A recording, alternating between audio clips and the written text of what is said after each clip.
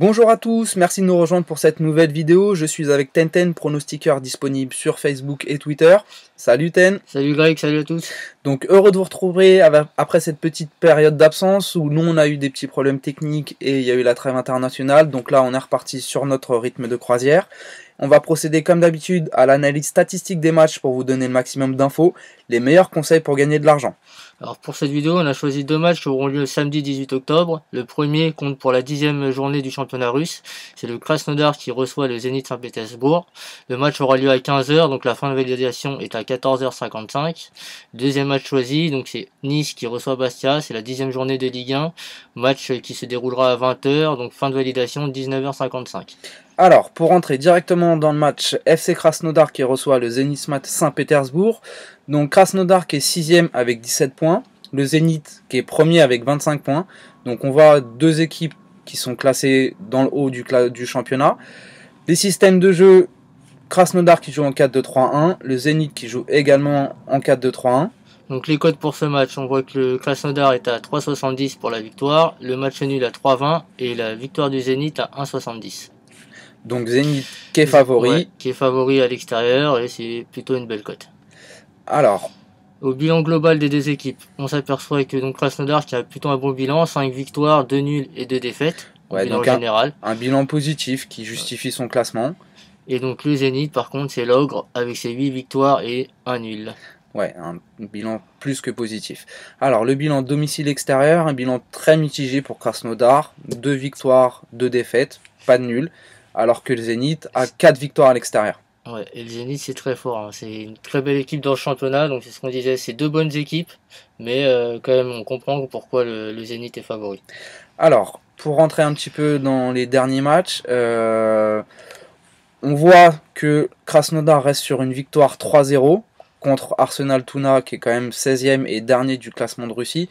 Donc c'est pas super représentatif alors que là il rencontre le premier, donc les deux opposés du classement. Ouais, et quant au Zénith qui reste donc sur deux matchs nuls, mais c'est à domicile. Il y a un match qui compte pour la Ligue des Champions et l'autre c'était contre le Spartak Moscou, qui est une bonne équipe aussi. Un match nul 0-0 contre Monaco en Ligue des Champions. Par contre, on peut noter que le Zénith n'a pas perdu à l'extérieur encore en ce début de saison. Et qui reste, on l'a dit, sur 4 victoires et 3 victoires là sous nos yeux.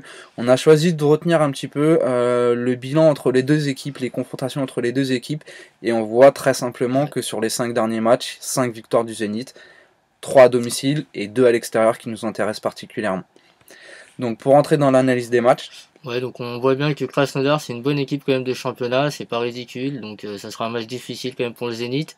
La stat qu'on a retenue aussi, c'est que Krasnodar gagne 65%, a gagné 65% de ses points à l'extérieur, et par contre encaisse 67% de buts à domicile. Donc c'est quand même une équipe qui est plus à l'aise à l'extérieur qu'à domicile. Alors que là, il rencontre donc le leader qui reste, on l'a dit, sur 4 victoires, qui se déplace après 2 nuls à domicile, mais bon, dans un contexte de Ligue des Champions d'abord et contre le Spartak Moscou.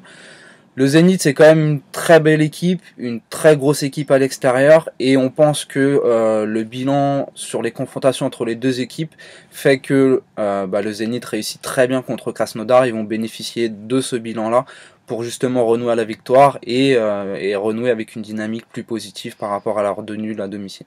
Donc notre pronostic va tout naturellement sur la victoire du Zénith à 1,70, donc qui est une très belle cote pour le Zénith parce que comme je vous le disais, c'est vraiment l'ogre du championnat russe, donc ils sont souvent sous-cotés. Là, les trouver à 1,70 contre à l'extérieur, je pense que c'est un très bon pari à prendre. Donc voilà, un pari qui est assez bien coté et qui a de vraies bonnes chances de rentrer. Alors le deuxième match, l'OGC Nice qui reçoit le Sporting Club de Bastia. Donc Nice qui est 11e avec 14 points, alors que Bastia est en difficulté 19e avec 7 points. Donc un bilan vraiment négatif pour Bastia. Les systèmes de jeu, donc Nice qui joue en 4-3-3, Bastia qui joue en 4-3-3 également. Les codes sur ce match.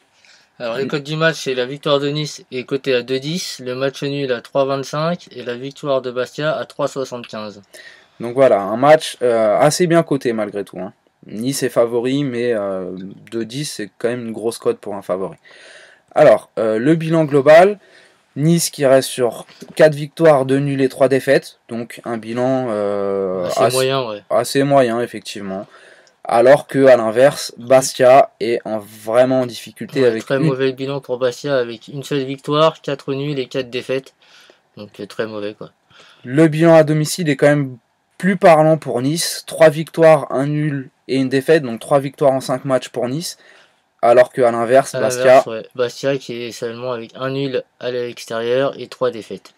Donc voilà, alors en ce qui concerne les matchs, on voit que Nice reste sur une victoire assez intéressante contre Lille, qui est quand même une grosse équipe du championnat, 1-0 à domicile, et une victoire 1-0 à domicile toujours contre Metz, qui est le petit promu, mais qui est quand même une très bonne équipe de ce début de championnat.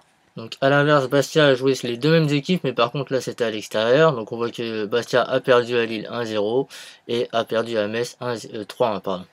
Donc voilà, c'est assez rare malgré tout, c'est un petit Hasard clin du d'œil. calendrier. C'est Ouais. ça, que les deux équipes restent sur les deux mêmes confrontations, Lille et Metz, avec un bilan vraiment opposé pour le coup.